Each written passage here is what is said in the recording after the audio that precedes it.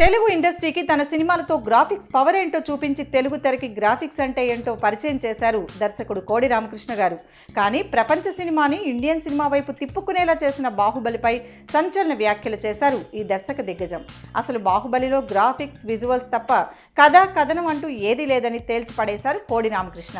అసలు కెరీర్ మొత్తంలో ఎలాంటి వివాదాలకు పోకుండా ఉన్న కోడి రామకృష్ణ బాహుబలిపై ఇలాంటి ఘాటు వ్యాఖ్యలు చేసి వార్తల్లో నిలిచారు. అసలు ఒక కథకి సాంకేతిక అంశాలు తోడవ్వాలి, కానీ అవే సాంకేతిక అంశాలు స్టోరీని డామినేట్ చేయకూడదని ఆయన అన్నారు.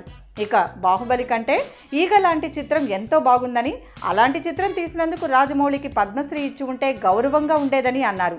బాహుబలి రిలీజ్ అయ్యి ఏడాదికి పైగా అయినా కూడా ఇంకా ఈ మూవీ ఏదో ఒక విధంగా మీడియాలో హల్చల్ చేస్తోంది.